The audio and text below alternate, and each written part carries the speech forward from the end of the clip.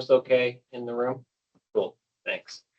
We'll record our meetings, again, just to make them available online. Welcome to the Vermont Apprenticeship Advisory Board meeting for May 29th. Welcome to everybody. We'll do a quick round of introductions because I think we have a guest as well. And I should probably, just so I can see everybody, pull up the meeting, my laptop as well. The app is not.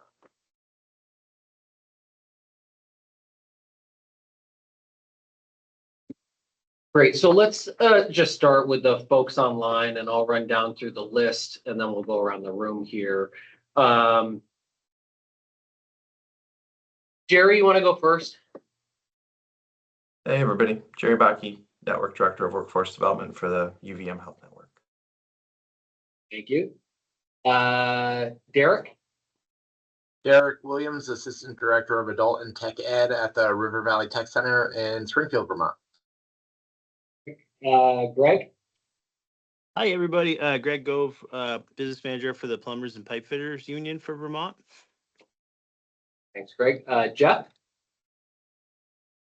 Good morning, Jeffrey Wilmette, Business Manager, International Brotherhood of Electrical Workers. Thank you. Ronnie? Ronnie Basden, Executive Director at Vermont Works for Women. Thank you. Sandra?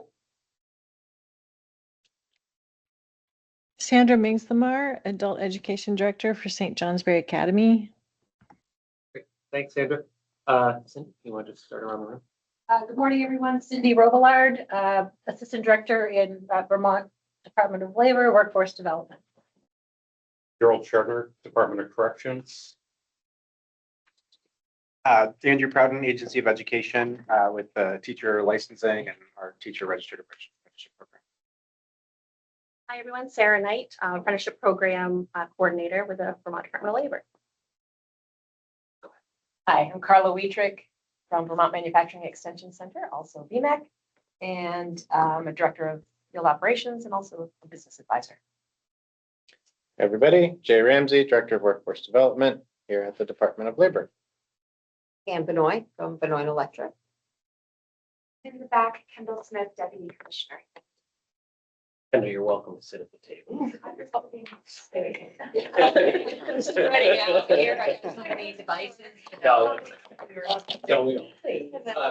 And for everybody, Mike Harrington, I'm the Commissioner for the Department of Labor. For those who don't know, I think it's pretty common knowledge at this point, but I'll be leaving my role at the end of June. And Kendall, as Deputy Commissioner, will be stepping in as interim commissioner. So from a meetings perspective, whenever we hold the next meeting, I don't know if we've set that or not yet, right? So we'll talk about some dates later on. We'll be thinking about it in terms of Kendall taking on that role as chair of the board. So, from my perspective, I'll just mention this briefly. It's been great working with each of you, even though we've only met, I think, 3 times now.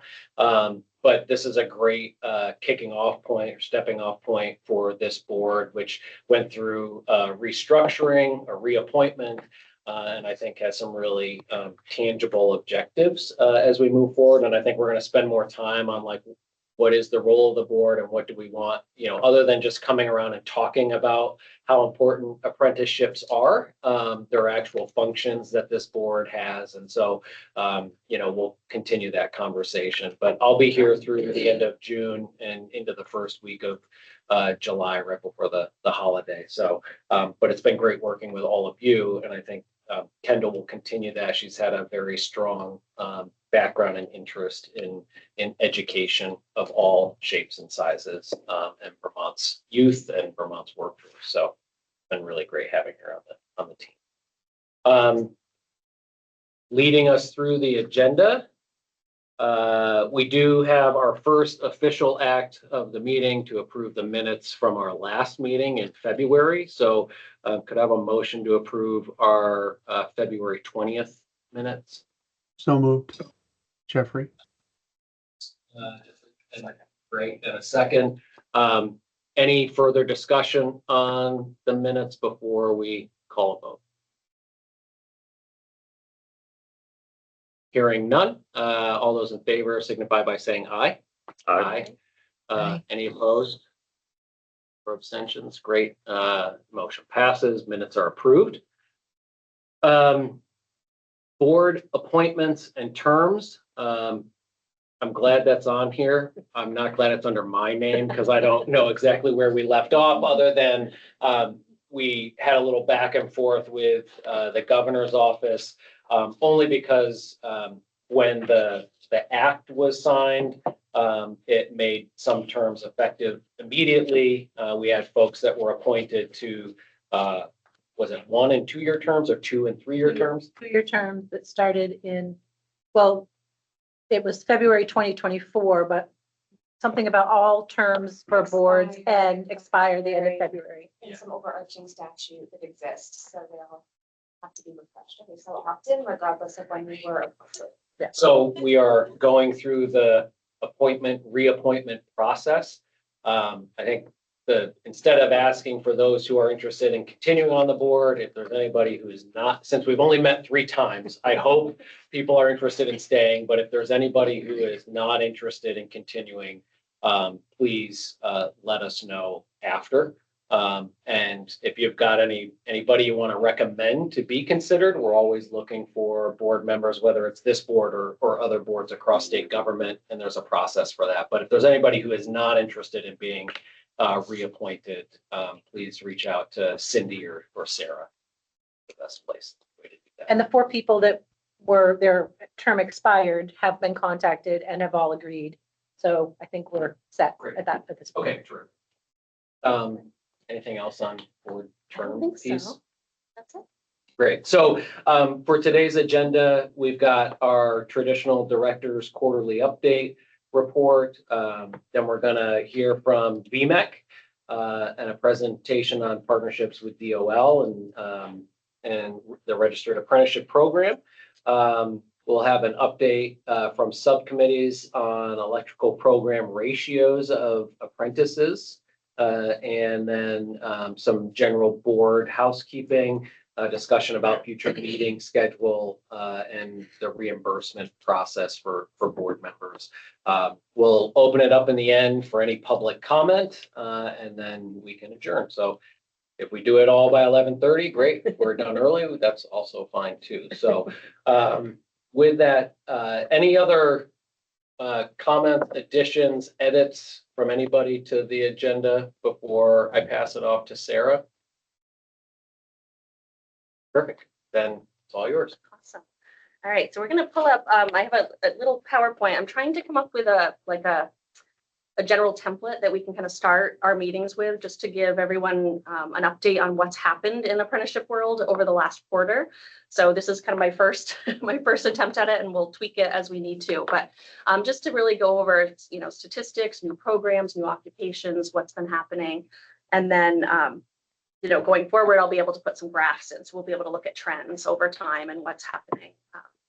Yeah, thank you. So just to give some just general updates of things that have been happening. Gosh, it seems like forever ago now, but back on April 9th, we did hold a large Vermont Educator Emerging Pathways Summit for teacher apprenticeships. So we had a lot of leadership from the education community around the state get together and really talk about the current teacher apprenticeship model that we're doing for post BA programs and our goals to really expand that to full 4-year programs, and really a 2+2 we're looking at as our goal from a CCV, Vermont State College connection program. So that was just a really informative summit opportunity. We had some leaders from other states attend who could talk about what they're doing there and what's working and what's not. So we had a lot of takeaways from that. Can you highlight just what the 2+2? Yeah, thank you. So the goal is, really, and it'll even start earlier than that. Hopefully it'll help start right in high schools and tech centers, right, with dual enrollment and kind of getting young people on that career pathway. But then we're looking at, CCV is looking to bring back, right, their associate degree, and I don't know what their official title is. Do you know? Yeah, it would be for K-12 education, which they had to mothball several decades ago, at least maybe longer. So they're looking to bring that back. So, but bring it back in alignment with the program at VTSU, Vermont State University, so that it can feed in. It doesn't perfectly align the way it was previously, so that's been a little bit of a challenge, and it's an ongoing project, but eventually that would feed in. And so then they'd be able to finish the bachelor's degree there and do it all through apprenticeship while they're working. So they'll be working at a school. So the student teaching piece will be different. The course delivery will be different. It'll be fully online. It'll be shorter 8-week course segments. So it'll really hopefully be flexible and adapt to, to people that are working full time, right? And can still do the class. So it's really exciting, but a lot of things to work through in the meantime. But this was just a really great launch, and to kind of just spread the word of what we're doing and get some other people involved in the conversation. So. Yeah. And I'd just add too, I think we were able to really address a lot of misconceptions that higher ed partners have around apprenticeships generally.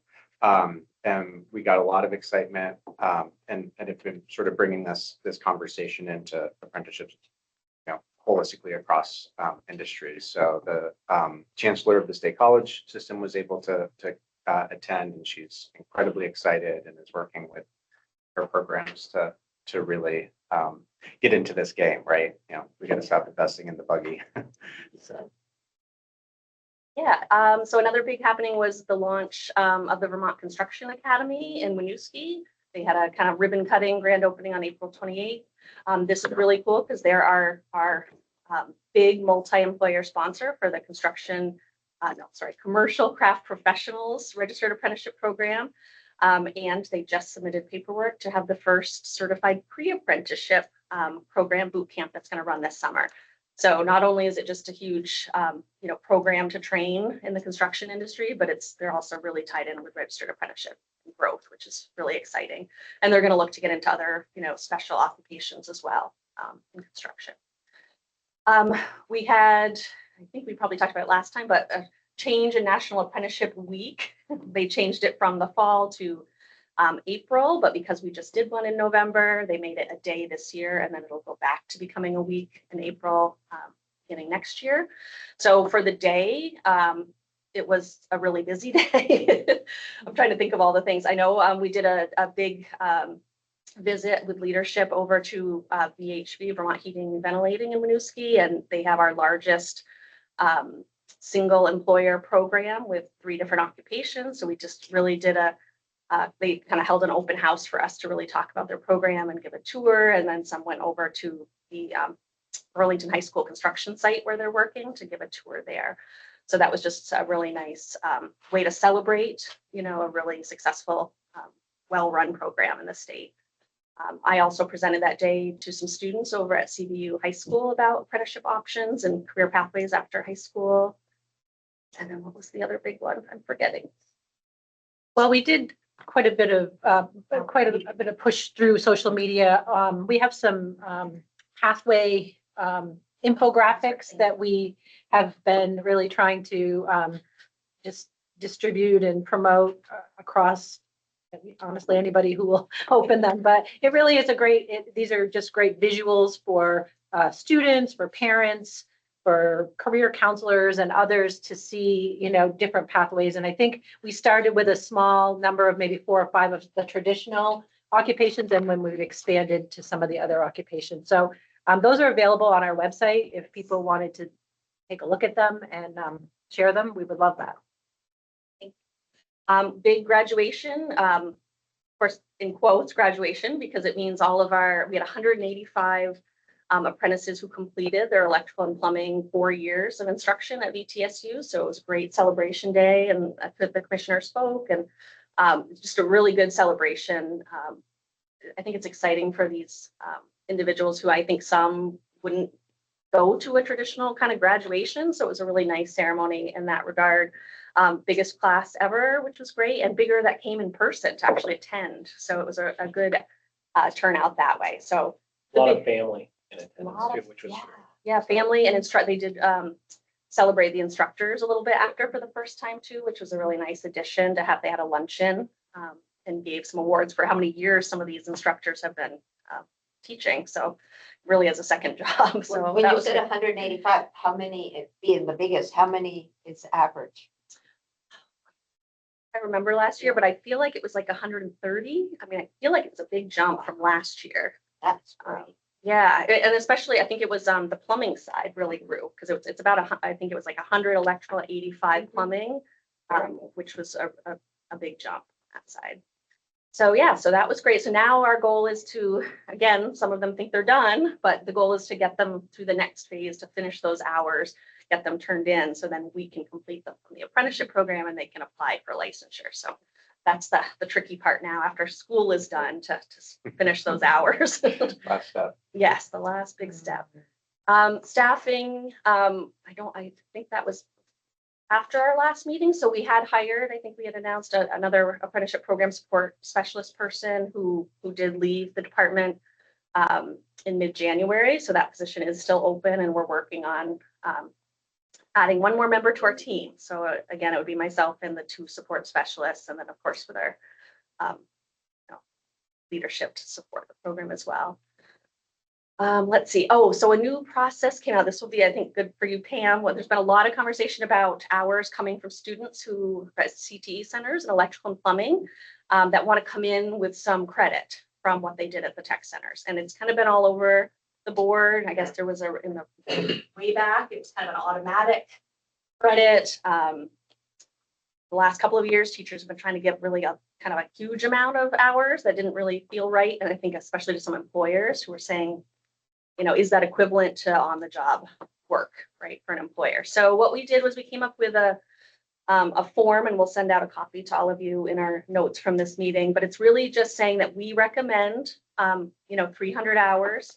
They do have to divide it down into what categories. Obviously, it's going to be probably heavy on safety and some of the really basic intro skills. And sign off on it. But then we also gave a really, thorough explanation to the instructors that this is what you are recommending for credit, and it's ultimately up to the businesses. When they go and apply, the business can look at that and either award it or say, we're going to hold it, maybe, assess over the first so many months, and then could award that if we feel like you have that. So I think that, in a way, kind of takes some of the pressure off us telling them what they can and can't do. It's really up to the business. Which is what it should be, right? So they're accepting the credit. So that's been good. So those are coming in and we're able to, file those away. So as those students get hired, it can start right with them, in the program when the employer lets us know. So good process in place, and we'll just kind of monitor and see how it goes. But I think so far we haven't had any big complaints. So that's good. That'll come up with. Okay, yeah, any of that kind of previous credit, for sure, is gonna. That's for RTI as well as. Yes, yep. Just a quick update. I think Cindy can talk to our SAFE grant. I know we talked a lot at the last meeting about trying to get money where it needs to be and out the door to really do some great work. Yeah, so I'm actually really happy to report a lot of progress in this area because I think at the last meeting we were feeling a little bit uncertain about what the status of some of these funds were. So just as a recollection, this is a 5-year kind of formula process that the US DOL has rolled out for us to apply every year annually. They give us the amount. It's formula funding. And so SAFE 1 was 3 years ago now. Yeah, right. And that funding was used, that amount of money was around $300,000, was used to support the launch of the teacher apprenticeship program that Sarah has mentioned. And that money was split between the Agency of Education and Vermont Rural Education Collaborative, which is a partner of the Agency of Education that did really a lot of the boots on the ground work to get the word out about the opportunity and to really bring in some school districts in the Northeast Kingdom, which is where this pilot happened. And so that funding is like SAFE 1 came in, going out. We feel good about that. SAFE 2 was we sort of shifted our focus to construction, looking for opportunities to grow pre-apprenticeship in the construction and trades space. And that, again, that was about $390,000. And also allowed, and they do encourage this, allowed for us to really kind of put a foundation on our capacity a little bit, because other than this funding, we have a relatively small, or not small, but we have a state general funds that support the apprenticeship program. So I think that was the one that we were just feeling a little bit, we got a little bit of a late start. That's what I'll say about that. We did get a little bit of a late start with that, but we have been able to, dedicate a lot of staff time. And then we have 3 really exciting sub-awards. One to Vermont Works for Women, to be working on a pre-apprenticeship. And I think Sarah and one of Ronnie's staff are really close to formalizing that work. And then St. Johnsbury Academy Adult Education, that's Sandra who's with us today. We have awarded them some funds to explore the option of a hybrid level 1 electrical RTI program. You probably all know this, but through Vermont State University right now, all of the RTI electrical and plumbing is delivered virtually. And, we hear mixed signals and, about that. Some people love virtual. Honestly, the students really like it because they work all day and they come home and they plug in on their couch and it works really great for them. Some of them actually do say to us, I don't know if I'm getting everything I should. So, those that are a little brave and say that. And then some of the employers are not sure. So we just thought it would be, good to explore an option that could give a different delivery model. And we're hoping, I think Sarah and Sandra and maybe her instructor are planning to try to introduce this to the licensing board. It was going to be June, but maybe it'll be August. I don't know, but soon, sometime during the summer, introduce this idea. So, and the idea is that the academy's, the adult education at the academy is developing it, but it will be able to be used at all the CTE centers around the state. So the curriculum, it'll be packaged, it'll be ready to go, so that if there are other centers in other parts of the state, it could be delivered as well. So we're really excited about that. And then the third one is to support some work that ABC New Hampshire Vermont is doing around this pre-apprenticeship that Sarah mentioned earlier. And so, yeah, we were able to get things out the door. We have applied for a no-cost extension and have not received word on that. I think, there's just a lot of changing and shifting at the federal level, and we remain really consistent and persistent on, we'd really like to know what the timing is on this funding. And then the SAFE 3, the State Apprenticeship Expansion Funds number 3 for this year, we have applied, and that funding is really focused on the continuation of the teacher apprenticeship. And as Sarah and Andrew spoke about, the expansion of not just the post-baccalaureate program that we're currently running, but moving down and bringing more people in to the pathway, and some really exciting partnership work with Vermont State University around, how can they retrofit and fit their curriculum to be able to, work for an apprenticeship model. So that's where our federal funds stand at this time. And I don't know if anybody has any questions. Okay, so just some current numbers. This is where we're at now. This won't mean a whole lot, but I think again, over time, when we can see trends, that'll be something that we can look at. So this is just, again, where we are as of yesterday in terms of programs and occupations and apprentices.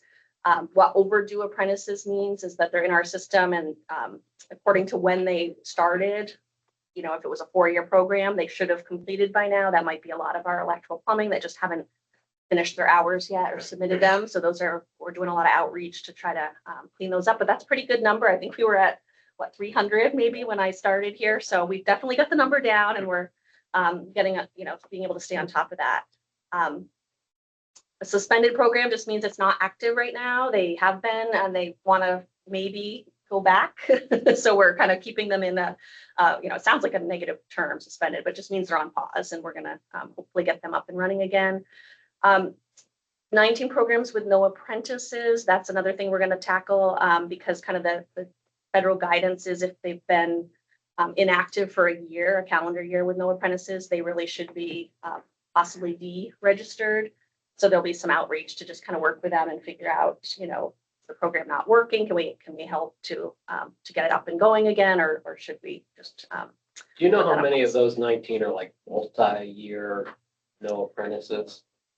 Like are most of them, they just haven't been, or is some of them like they just didn't do it this year? I think more of them are multi-years. I think there was a lot of fall off and again, as we were getting into Rapids and learning the new system, I think some just got kind of buried.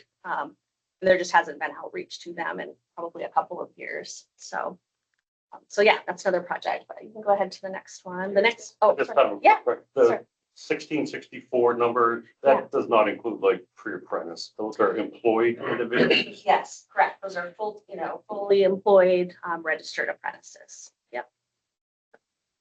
So the next one we'll go into just kind of by quarter. So this, again, we can start to see some trends. And of course, this quarter that we're in now goes until the 6/30, so it's not completed yet. But as of today, we've in this quarter registered one new registered apprenticeship program, which was the Champlain Teacher Apprenticeship Program, which is awesome that they're coming on board. They've had the program forever, but we're able to again retrofit that to the apprenticeship model. So they will start registering.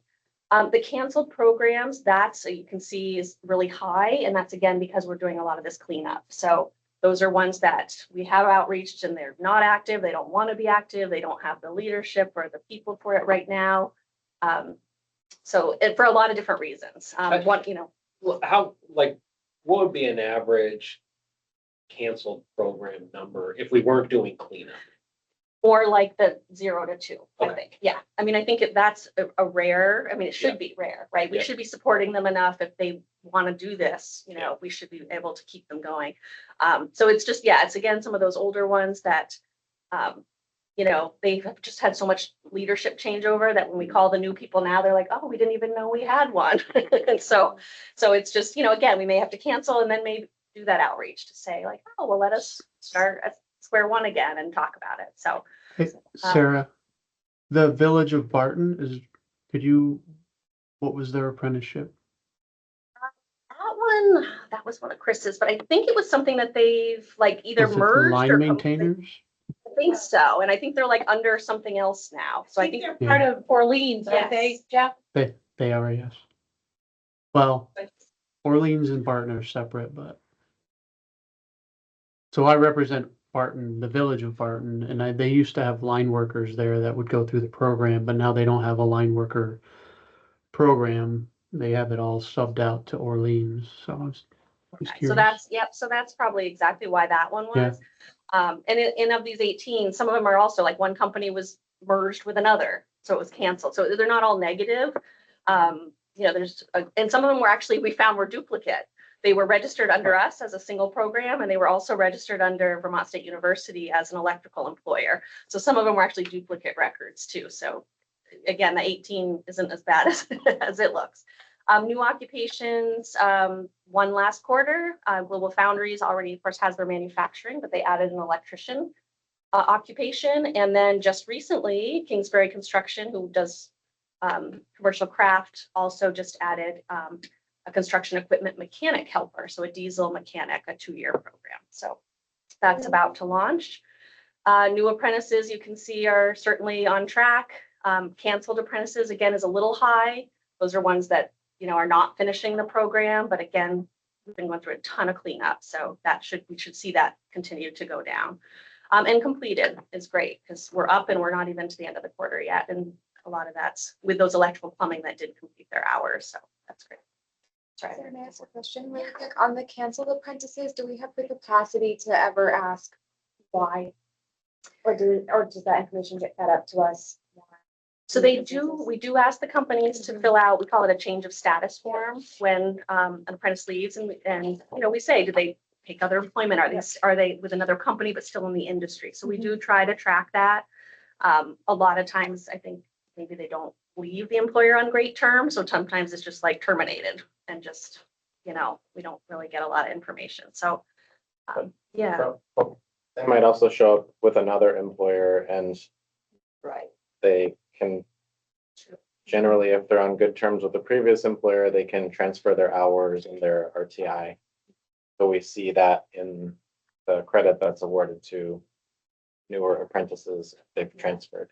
That's a really good point, because our goal is to not cancel them, right? If they're gonna just change employer, we want to work with the employers to be able, then we just do an internal transfer and they never show up on cancellation. But if one cancels them, then we go to re-enrollment, it's gonna throw our numbers off because we've got an extra cancel and we've got an extra enrollment, and they really, neither of those numbers should count. Right, it was So- hard, like with us, we don't, if somebody's getting done, you know they're going to another company, but they don't always tell you where they're Right. going. So that's Right. hard. So that's, yeah. Okay, these I'm not gonna read through. This will all be attached to your notes, but these are just new employers that have signed on under multi-employer. So I think there's 2 screens of these. You can just see a lot of new employers that are kind of jumping on board for different occupations. A lot of them under VTSU, yeah. So coming soon, I'm gonna try to go really quick because we're over time here, but so we talked about the K-6 teacher program is coming. Carla will probably reference a lot we're doing in manufacturing. We got Hazlet, Weidman, and Vermont Aerospace hopefully coming on board soon. VYCC is launching a timber framing pre-apprenticeship program this summer. A resource has just submitted paperwork for a pre-apprenticeship linking to the VHV, Vermont Heating Ventilating Program. So a feeder program for them. Vermont Works for Women, I know we mentioned, is going to be registering or certifying their pre-apprenticeship program, their Trailblazers, which is really exciting. CTE, we talked about, we're presenting that hybrid, a different RTI option. And then WorkHands is an online web-based platform that VTSU has just signed a contract for. So they're going to allow all electrical plumbing employers next year to use it if they so choose, an app to track the hours. So the apprentices and the employers and the mentors can all be logged into this app and be able to track hours, approve hours, send us records all electronically. So that's, we'll see. It's going to be it's going to be an experiment, but some will love it, some will not. So we'll see how that goes, but it's a good change. Excuse my ignorance, what's RTI? Sorry, that's the related instruction, the classroom part of, yeah, whatever the training is. These have been coming in more and more, so I'll give each quarter an update. These are out-of-state programs who have asked to be recognized here in Vermont. So they're bringing in workers to work on projects in Vermont. It's written in our statute that we recognize, we give reciprocity to national and other state programs that are registered. But we I've created a new form that we ask them to fill out just to let us know, what are you doing? You know, what town are you in? If it's electrical, I pass that on to the licensing board just so they have a sense of, to make sure these people are following our state requirement. This, you know, gets into prevailing wage and all of that. So these are just some ones that have come in recently that we've approved. This again is just a big list. The US DOL is constantly sending us bulletins and updates of new occupations that have been approved that you can offer apprenticeships in. So this is just this quarter, so this is a lot. But it's kind of interesting to see, like, these are all the different career areas that we can, you know, consider offering, which is great. Work in progress. Ratios and variance, we're, you know, still working on that conversation. Staffing and training, I think we kind of talked about all of this. Continued apprenticeship cards, we are talking about going back to those and starting to look at some machines that could help us make those, because I think we've heard from all of you and employers and apprentices that they do value that I think it is something that when they get registered, they get a card, and it's something they can really you know, it just formalizes, I think, the program a little bit more. So we are going to move in that direction. And then the new pre-apprenticeships, which will be huge. You'll see some, hopefully a press release and some marketing for our first few certified pre-apprenticeship programs in the next month. And that's it, I think. That's all. Yeah. That's a lot. Yes. Any questions? Thank you. Great. Thank you, Sarah. Yeah. We will pass it on and jump into the next part, which I think is the feedback presentation, right? Yes. Just a few things we want to share about the apprenticeships in manufacturing, using the process that the Vermont Department of Labor has created. We use this 5 blocks on the left. We are process-oriented people. So when we meet with manufacturers, they all go, oh, okay. Right? Instead of a bunch of words, like they're like, oh, I get it. Where are we? We're there, right? Building, right? So that really, it's really helpful. We encourage manufacturers to do that. So we like to start with that. And of course, that plan, do, check, act cycle on the right-hand side, which is our learning as we go, because we are never perfect. But we try to create value. So that's, again, the way we see this program in manufacturing. So that's good. So we also like to start with just as simple as possible, apprenticeships in a nutshell. Right? So we've got, I said required technical instruction, it's actually related, sorry about that. But it's duration of related technical instruction. Of course, there's the work process schedule that includes the on-the-job training, mentorship, apprenticeship wage plan, sponsors. These are the things we have delivered to you. So it just gives people an understanding of what are the deliverables. Again, people who are project management kind of centric, they go, okay, I got it. And then if you click again, here are some of the recommendations as we start going forward, typical starting points. So consider starting with 1 or 2 years and define levels. So we're talking level 1, level 2, and 3. Make sure that you understand that there are lots of opportunities for partnering for RTI. And some just choose to do internal courses complemented with some online self-paced course like Tooling U. Tooling U, are people familiar with Tooling U, SME? They have programs specifically around industries like advanced manufacturing and also some very simple like shop math. I just, people just light up when they're adding things. Anyway, I'm like, really? When I first saw Tooling U, I'll be completely honest, I was like, they keep their things up to date. They move forward. So all the manufacturers who are thinking about internal programs and they're talking about very simple reading a micrometer and they're taking pictures. I'm like, do you really need to be doing that? Here's an option. Put your energy towards customizing and tailoring your training. And so that's the intent of using industry standard off-the-shelf kind of things. They are tied to certifications and things like that. So if people do want to bundle and move forward like that may work. Also, of course, it's self-paced online and complement, never to take the place of something else. So anyway, wanted to let them know they have lots of choices and we go on site, of course, and understand that. So that's been really helpful to bring that to the table. Yeah. Work process schedule, of course, using Apprenticeship USA occupations.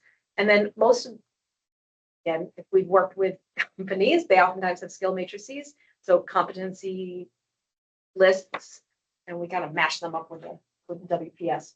I'm trying to figure out more quicker ways to do that. So that's kind of the future of I don't want to necessarily AI, but at least it's a good starting point. Go like, okay, here's the competencies. Here's this is what I'm doing physically, with companies, and here's the first pass.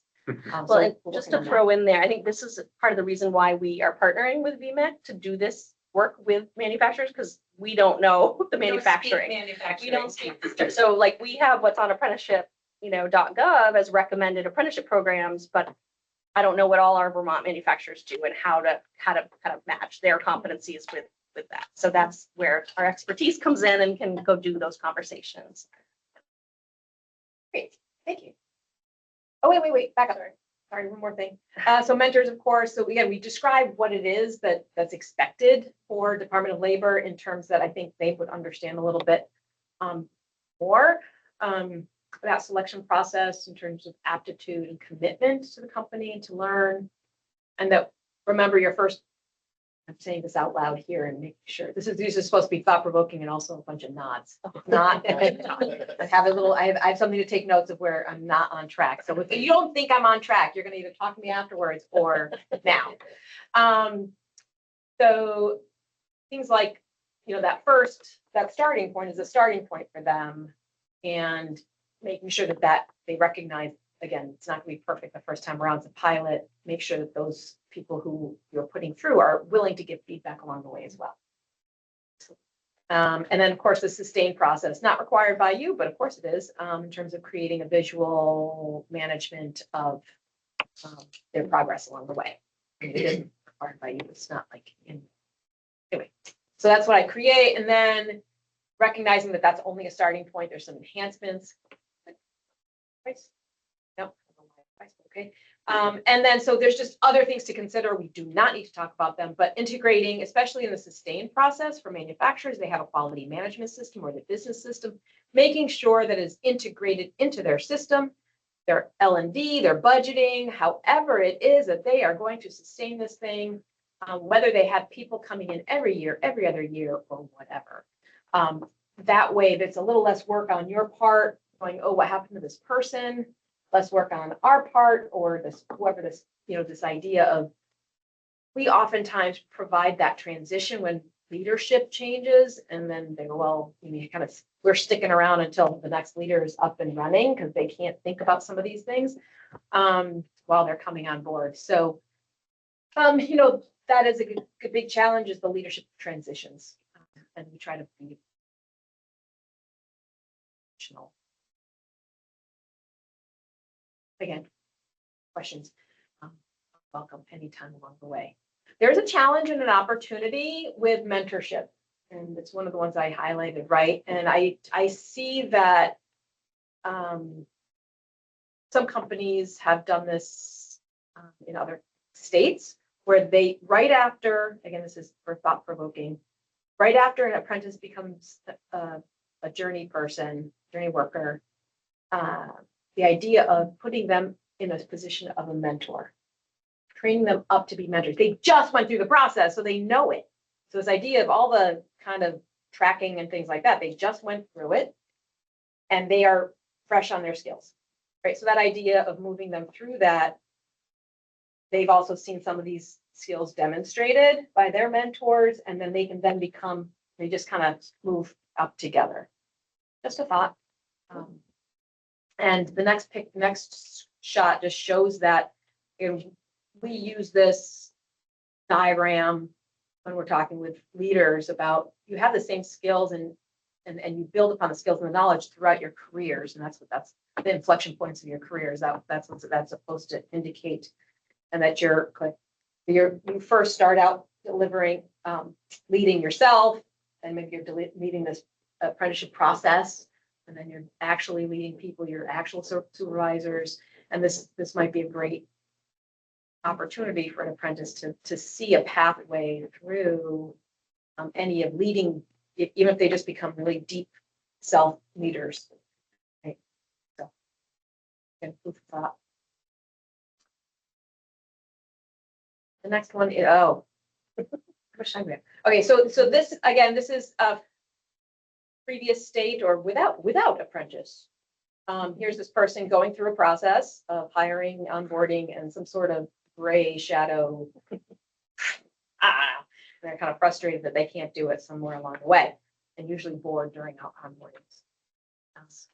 So then we talk about imagining the future state. Like, sorry, I should be clicking for myself. Click, imagine a future state where you have orientation, click, and preparation to the job earlier.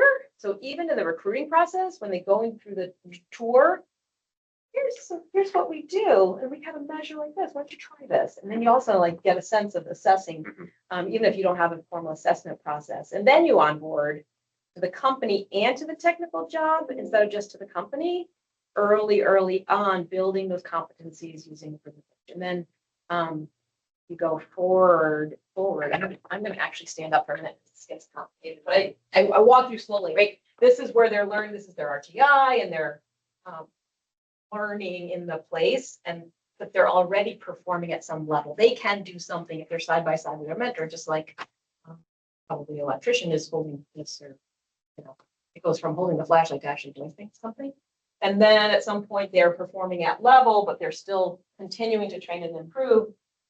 And then finally they're, broadening and deepening and deciding where to go next across different areas. So again, this is, again, process focused way to talk about, I'm talking, leaders about considering changing the gray to something a little bit more colorful. A little bit more. Okay, if you click again, just this brings value more quickly to the customer and to the company, and then it builds individual and organizational capability. So even without having leadership changes, Can I just add, I really appreciate your green here. Because I think that sometimes when we have early conversations with any employer about apprenticeship, they're a little hesitant, like they're thinking of it as a really huge commitment and certainly an investment of dollars in training, but it's important for them to see that they are getting something back earlier than they might think, in the form of productivity. And so, I mean, this is, you're here to talk about manufacturing, but I see this applying across all feel occupations. free to, Yeah, I'm gonna steal this. Yeah, absolutely. And the green is intentional, right? Money green. Okay. Money for the company, value creation, whatever you want to call, whatever you all call it, but, yeah, and that the other is the blue underneath that, like, once you're performing at level, you're expected to still train or improve. Quite honestly, mentor somebody else. Yeah. So anyway, feel free. Next. I think my next, oh yeah, all the stuff we have to do to make that happen. And then I just have this last slide is the pluses and the kind of challenges. Larger businesses are continuing to build and enhance their programs. It's great. Smaller companies are exploring, building, and revisiting. Some of them dropped off as the leader leaves, right? Then it just they just don't continue, which is difficult, and it's really difficult when they're exploring and building, and then the leader leaves. Yeah, and the transition wasn't as great as we'd like. So I think we really do have tangible promotable benefits of the competitive advantage for customers, businesses, and workforce. It is a very competitive, obviously, workforce situation. So bringing that forward to companies is important. Apprenticeships definitely improve their training programs and also legitimize it. Builds accountability both at the organizational level, because they're like, oh yeah, we only put this thing in place, but also across the state and across the industries and partnering across the industries that can help. So they learn as soon as I stop talking and electrical goes. And just the next click is going to be some of the challenges remain, even for larger companies, right? This 1-to-1 ratio is a challenge. So some ideas and things we're working on is increasing this ratio. Could we do that? Could we have like a team? We have a team of 3 mentors to 3 apprentices. Is that, then the apprentices would have this team to rely on. Yeah, I don't know yet, but we're working on that, and then also creating this mentors using apprentice to mentor pathway, and I'd like to definitely explore that and there's some interested parties, so it's good. Again, if people are interested in talking more about that across industries, I'm game. And then time to build and document along with doing, obviously, work that is revenue generating. So anything we can do to make it easier, examples, template, things like that.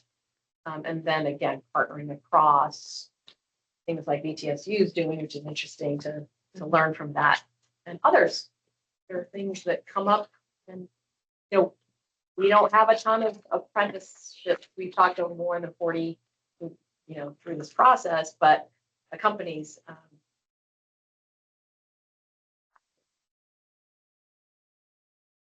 Some of these challenges. When I think about apprenticeships in manufacturing, though, like we do have a handful of manufacturers in the state who do it really well. And so I'm also like, how do you take their commitment, their success in the program and highlight it to encourage other manufacturers? And again, kind of to your point, write the playbook on how they did, a lot of them did it and they had to learn how to do it along the way. But, you know, you could probably form a playbook on their best practices. And then use that to help streamline it for other manufacturers. But at the end of the day, it takes, still takes money to set up programs, and, you know, it takes new staff and equipment, and so it is a commitment from the employer, but obviously some see the return on investment. I was gonna ask, have you had, our employers, do you use that conversation, like the return on investment, like turnover costs you, you have Oh all my that gosh, data, yeah, you yeah, have those yes, conversations, like absolutely. turnover costs you this is why you should do this. I think it is absolutely, promotable. It's thought provoking, right? And sometimes they can get out of their way and sometimes they can't. Yep. They're right. It's investing in now, in the future now. It's just like any other great idea. Yep. Okay. There are companies that absolutely get on the phone. I connect them. GS Business has been fantastic about this. Thank you if you want. Yeah, you know, being able to talk, I mean, they invested a lot of years in developing their program, and they are confident and they share it, right? And I get people on the phone with each other, which is fantastic. And others are sharing in other ways, and sometimes, you know, through us without, you know, just being careful not to give up the secret sauce, right? But also make it easy for them to make their own program.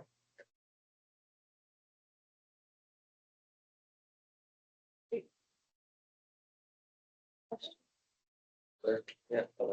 Awesome. Yeah, happy to Yeah. partner anytime. I think I would just add that, you know, for this board, what we thought you might benefit or enjoy hearing about is just some of the industries that are, you know, active in this space. And we're hoping, you know, at future meetings to bring other industries in, like manufacturing, maybe healthcare, maybe our ski industry has some exciting work in apprenticeship. So, you know, more to come like this, where we can really start to understand what's happening, not just in like one industry, but, you know, across. And I think you've done a nice job of helping us see like the similarities in the process. And so it's great. Thank you. Because manufacturing is so varied, like, Yeah. it's part of our job is food and, you know, high precision manufacturing. We can still see some of the patterns if they're the same. Thank Bring you. it. Great, thank you. Next up, we have our subcommittee update. I think it's Jeffrey and Pam. We're going to be highlighting goals and next steps discussion. So I don't know who's leading that, but I'll pass it off. Jeffrey is. Jeffrey is. Jeffrey is, yes. First, I'd like to say, Michael, congratulations, and I wish you well in your future endeavors. Wherever you go, not sure where you're going yet, but known you a little while, and thank you for what you've done for the Department of Labor. Thanks, Jeffrey. Second is the presentation was really cool. I think it is a recipe for what we all try to accomplish. If you're willing to share it, Carla, that'd be great. I'd Absolutely. kind of steal your thunder, but I think it's something that we try to do. You know, I think the ingredients are a little bit different with manufacturing and everything, but time, money, and commitment, you know, we're all here. We're not getting paid, but we're committed to do it. Well, some are getting paid, but time, money, and commitment, that's what an apprenticeship's all about. And again, the ingredients are a little bit different depending on where you are, but it's the same recipe. So, and you had mentioned earlier, so now I'll get into my Pam and my spiel and Sarah and Cindy's. So the last meeting that we had, we talked about ratios. There is this concept of ratios and what they should or shouldn't be, whether it's the trades or manufacturing or some other venue. So Sarah and I got together afterwards to see if we could fine tune the concept of what ratios are. And we decided to create a subcommittee, and Pam and I talked about it to figure out how we could fine tune at least the electrical industry ratios. And just to get an understanding of what people think about the ratios, about the electrical rules, and items surrounding our trade specifically. So Pam and I and Sarah talked, and we agreed that we would bring into the fold, create a subcommittee of the licensing board, the electrical inspectors, Pam, myself, Sarah, Dennis Blair. I think that was the initial committee. And we sent out an agenda saying, hey, these are the areas we want to talk about and get your input. So some of the things we talked about were the rules governing the electrical industry, which is the Vermont's electrical safety rules that the electrical inspectors follow. They're dated 2020. We also talked about the Vermont statutes and how they relate to licenses and the apprenticeship. We talked about H452, which amends the statute with regards to ratios. We talked about helpers, because helpers kind of plays into our apprenticeship ratio concern with electricians, master electricians versus journeyman electricians, rules governing how the inspectors go out there and how they interpret the rules and how they enforce the rules, how all these things impact the apprenticeship, and what their thoughts are on the ratios, what other states are doing with ratios, and then what are our next steps if we choose to go down this path, which it's not a fast and easy path. It's a tortoise wins the race kind of concept, but I think it was a healthy discussion. I think first and foremost, the rules that govern electrical licenses, people are on different pages. Inspectors have different thoughts, electricians have different thoughts, owners have different thoughts, I have different thoughts as how you interpret the rules that govern the trade. And I think contractors and electricians don't realize that that 452 even exists. That allows people to change the ratios based on what they think is the ratio 1-to-1. So who governs the statutes, the new one, the rules that the electrical inspectors follow? There was a number of discussions around what does this language actually mean and what actually governs what we do and how we do it. So I don't think everybody's on the same page with regards to how licensure is governed and how apprentices fall within that realm, how helpers fall within that realm. Keep in mind, I know Greg's on the line, but plumbers don't have a helper's clause. So everybody's either a licensed electrician or a registered apprentice. And the difference between a master and a JW, then we talked about getting information from neighboring states as far as apprenticeships and ratios go. And Dennis sent out a list of, I think it's called the NERA, the National Electrical Reciprocal Association. I think it's got 19 states, and of those 19 states, I think I don't think any of them have a 1-to-1. We do in New Hampshire, but even those are modified. All the others are 1-to-2, 1-to-3, meaning one JW to 2 or 3 apprentices. So, and there was, agreement and disagreement on what we should do or not do with regards to the ratios. I'm somewhat of the mindset of the mentor concept of as long as somebody's got information and can share it with somebody, that let's get more people in the pipeline, and it's always about safety. We also discussed outreach to other contractors and apprenticeships and electricians for more input. So I think at the end of the day, we said, hey, let's get more information. Let's I was going to establish a questionnaire to send out with like 6 questions on it to say, hey, how do you interpret these rules? so that we can figure out where everybody is, and then we can get in, bring forward the resident experts to say, hey, these are what the rules are supposed to mean. You know, I've negotiated my share of agreements, and I could interpret one thing and somebody could interpret another. But I think everybody needs to know what the rules are and how to work by them, and, you know, allow the inspectors to work within those guidelines as well to make it a more productive apprenticeship environment and electrical industry environment, to include, you know, the trades in general. So we were going to gather some information. We got some from Dennis and Sarah. We're going to send out those questions saying, hey, how do you interpret these rules? And then send that information back out, and then have another meeting to discuss next steps with the committee. So that's my initial 2 cents. It's not as glamorous as Carla's, but I don't have any PowerPoints, but They're charades, it's just.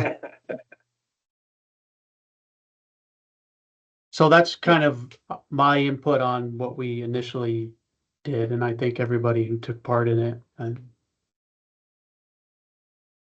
I don't know if Sarah or Pam have any input on it, but I just think the hard thing is gonna be the helpers. The helpers is gonna be a tough one, because, you know, like you said, plumbers don't have helpers. It makes it easier. Everybody's got their own opinion on what a helper should and shouldn't be able to do. I think helpers, that's gonna be a tough one. Right, and just for everyone else, so what that means is that, you know, they might be limited to a one-to-one mentor to apprentice, but then they could hire 5 and just call them helpers, but they're doing the same thing as the apprentice, but they're not registered apprentices. So it's, you know, it's not helping our program, and it's also not helping the safety, and it's just kind of, it just confuses the whole situation about ratios. It makes it really hard to enforce. And if an inspector shows up, you know, what are they looking for, and what are the rules? So. Got it. The helpers don't necessarily need a one-to-one. Right, I think that's what we found out, right? That helpers, it's kind of just out there, and there's not a lot of rules or numbers or anything. unlimited. Unless you're on a federal job. Yes, yeah, then it's a difference, yeah. So that just, and that's something that other states, I know New Hampshire, I think, right, was saying like, they, no, absolutely not, would never have that. Like, you're either a licensed or an apprentice or a registered apprentice, and it just keeps it clean, and it makes a lot more sense. And I think that's where the CTE centers too come into play, because some co-op students are being kind of added as helpers. And then some of the CTE instructors are thinking that means they can't do anything electrical. But then from the inspectors at this committee meeting, they said, no, they can. Again, that's not really written. So it's not clear for instructors, students, apprentices, who can do what, what's allowed. So that was my big concern, I guess, takeaway from the meeting, is that there's just so much different interpretation, I think and that was nobody gonna be really tough. knows what the rules are. But if you work on a federal job, if you're not a registered apprentice, you've got to get journeyman's pay. Yes. So you're better off to have them as a Yeah, registered apprentice. Yeah. Yeah, I think Greg has his hand up. Yeah, the only thing with the helper thing is just we just seen it so many times over the years that the helper is open-ended, and just needs to be rules around it if it's gonna happen, because we just see so many kids that are, you know, they're put in as helpers with the promise of being put in with the apprenticeship, and then next thing you know, 2 years have gone by, and so we just, if we're gonna do it, we got to just have clear rules and delineation and stuff like that. And then this is what helps get us off cycle with, you're not finished with your related instruction, but you've got 2,000 or 3,000 hours of work experience, and it contributes to the misalignment of those things, it seems like. Yep. I try to think about this as, you know, being an electrical apprentice or being a plumbing apprentice is a huge time commitment, right? It's like a 4-year program. And for, I think, many young people, if I were in that same spot, I would think that's a long time. So how can we structure it so that it's made of stackable experiences. I think the plumbing licensing rules have a couple of different levels where one, there was a solar water installer license or something that was created a long time ago as a stepping stone. You can do this, get training for a year and get that license, and then you could move on to become into the regular plumbing program. Maybe you just had this one job for 2 years and then you decided you want to be a full plumber and went through that apprenticeship program. And I wonder if in electrical, we could go in the same or similar direction that, okay, we do have helpers, but it's only for a year. And you get this license, which might need to be created by the board. And then it leads to this, which is something that takes a little bit longer. And just recognize that people are serving as helpers, young people are in this spot. And it's meeting the needs of employers, but at the end of the day, it's not meeting the needs of the young people who are committing to the trades. And so what would it take to build a system where it's like stackable credentials, stackable licenses? Just a question. And then the other thing that we've talked about internally a little bit, trying to make sense of, is the skills of a residential electrician are different than a commercial electrician, and that are different than a substation electrician. And I think there's maintenance electricians and manufacturing. It's all about electricity, but you're working on different things. Your skill sets might be a little different. It's the similar base knowledge. So does a residential electrician need to take 4 years to learn how to do that? Right. So these are just, maybe they're unanswerable questions and I'm just tossing them out there, but how do we started here with the ratio discussion, but underneath it all is the structure and the way that things can be stacked. Mhm. And if we can address that foundation, then we can address the ratios maybe. Right. Maybe, I don't know.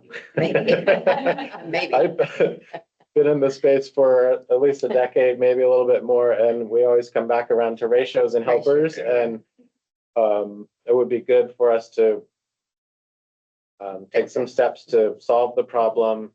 We do have a lot of building to do as a state. We're going to need a lot of electricians and a lot of plumbers and a lot of people in the trades. And I think it would be really critical for us to be clear as you as a board and for the department to say, this is how this has to work. And this is going to help young people get into the trades, and it's going to help businesses do business.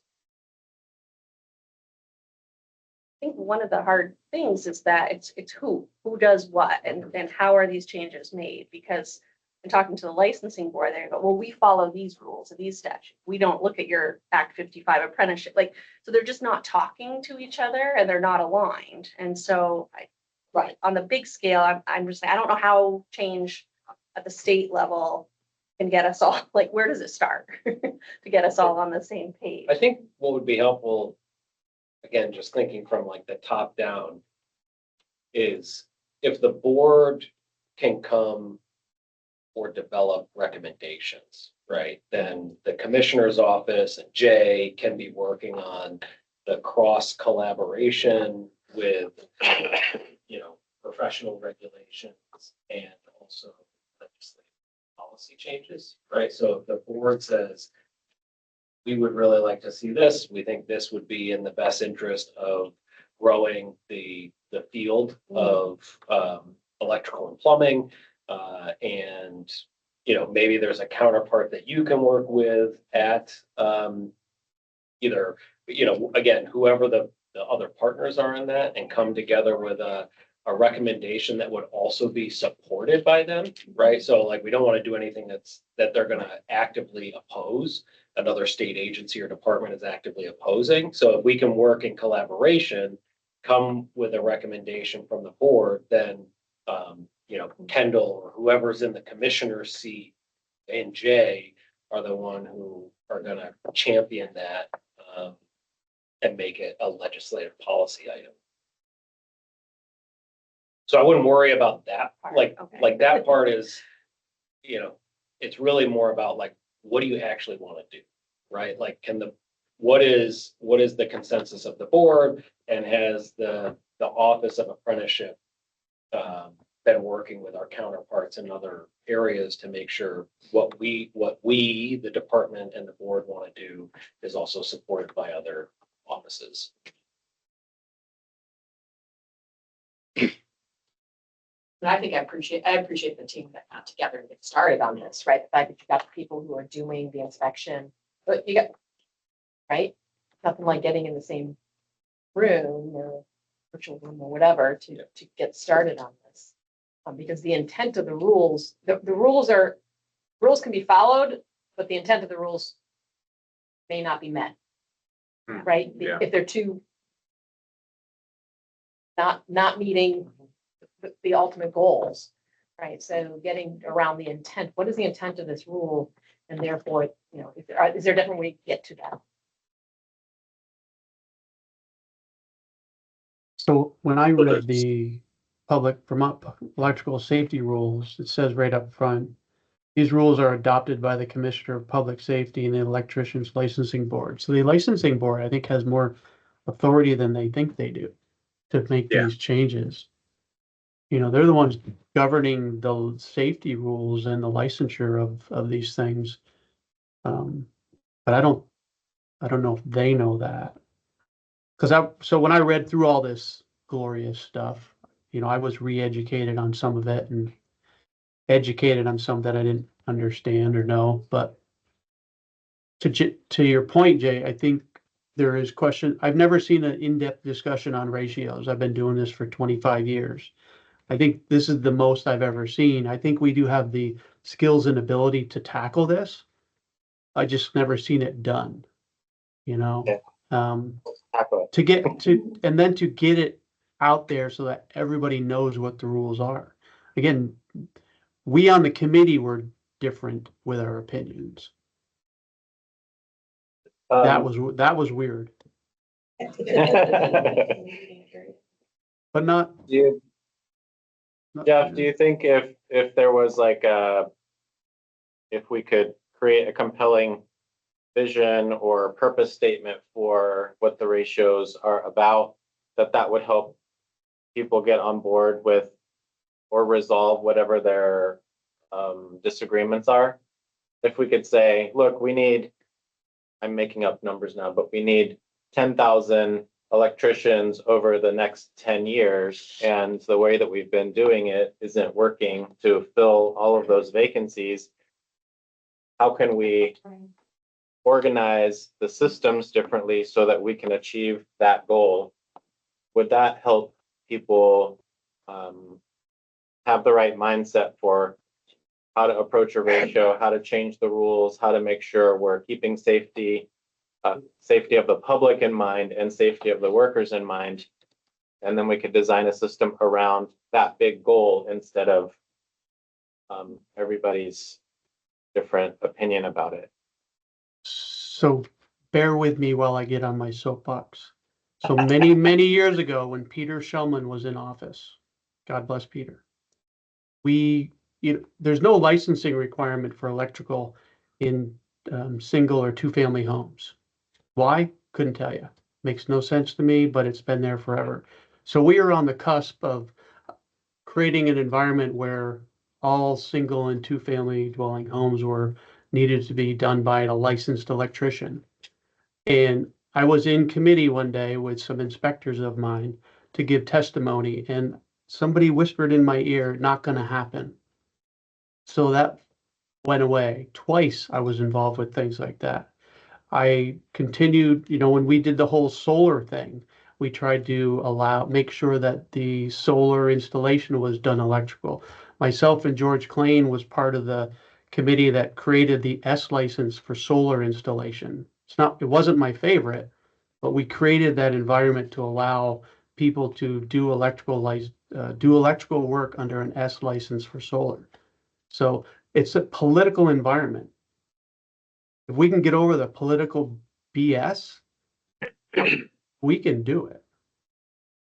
And I think that the inspectors and the licensing board, they have to be on board with whatever we're thinking, because if they don't feel like they're part of it, are they going to really fight it? I mean, I think that with the inspectors are a big part of this, you know, like whatever they interpret it's tough.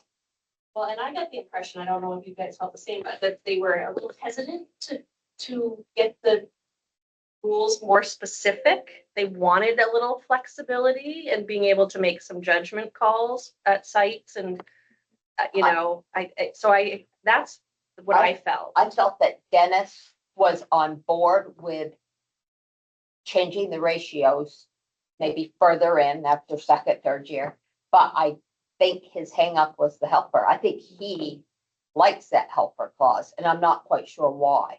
But there's a reason, but I don't know what his reason is. It helps businesses, right? That need help and they can't get enough apprentices because they don't have enough masters. So, but sometimes that could help hurt an apprentice, because sometimes they just don't want to enroll them. Right, for sure. You know what I mean? Maybe it's not always because it's just helping them. It's because, oh, they don't have to spend $1,000 to put them in school. You know, so I don't know. I think there's just a lot of talk to go. And it can be done. It's just getting everybody compromising. I just wanted to, I've said this before in this meeting, but I want to say it again. I think one of the big things we need to do is the inspectors that we have are, they only really have time to go do the jobs that people have requested. They do not have time to go really do a heck of a lot of oversight that if they're on a job checking a permit or this or that, they can do a little bit, but I feel like creating another position with somebody just going around and doing compliance would be real beneficial, because they just have so much on their plate, they don't have time. So.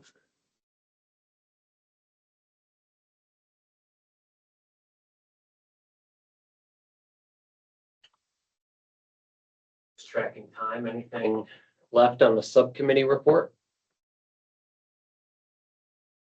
I guess be one thing continued. to be continued. And I was really interested in this questionnaire, proposal. And I think that's something that we could probably try to support, in some way as that gets developed. Because the other thing is, it doesn't sound like Pam was in the meeting, but I don't know if there were other, you're an employer, but I feel like we need to really open the conversation up widely to employers as well. So the questionnaire may be the answer.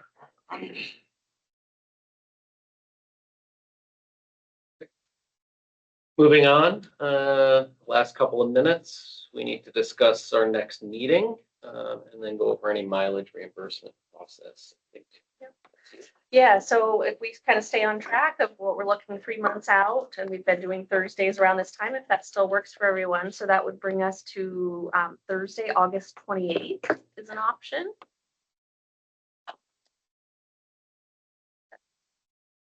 Or we could go a week earlier or later to the September 4th, if anyone has a preference. I'm happy to put my hat in the ring for September 4th. The starting point. Okay. But I would love a week earlier if possible, just because we're starting school that week and it will be really hard for me to be out for an hour and a half. Week prior to August 1st. 28th would be better for me than the 21st. Comparatively.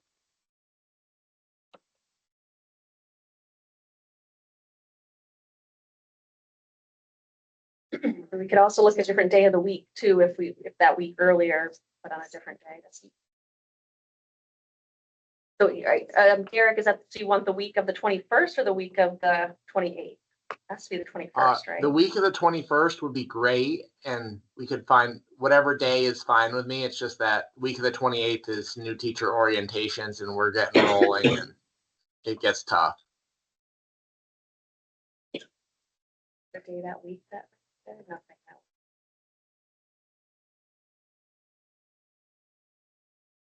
What if we, I mean, what do you think? We could go out another week. Once you get school up and going, we could look at the 11th. That, yeah, That would be great for me. Yeah. December 11th. Does that seem, that works? Okay, let's pencil that in. And certainly email if, that doesn't work for some of you. So we need to look at other options. I don't know.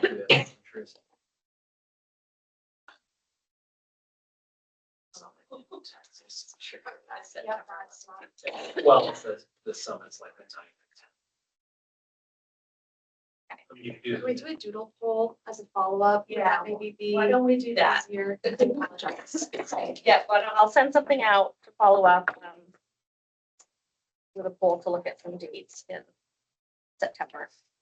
Mileage reimbursement, again, for those that come in person, I had sent one out, but if you would like another email update of the process to get you in our system so that we can pay you for your mileage coming to these meetings, certainly reach out, let me know. Maybe I'll attach it again just to when I send these minutes and slides out too, so you have that again. But that's all I have. Great. Is there any public comment? I think you are the only public here.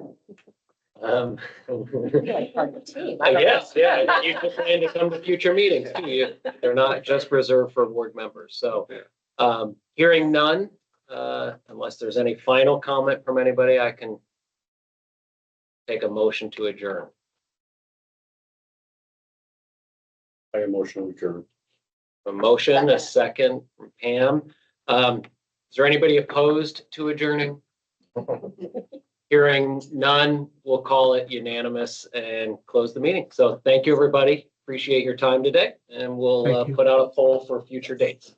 Thank you. Thanks. Thank you.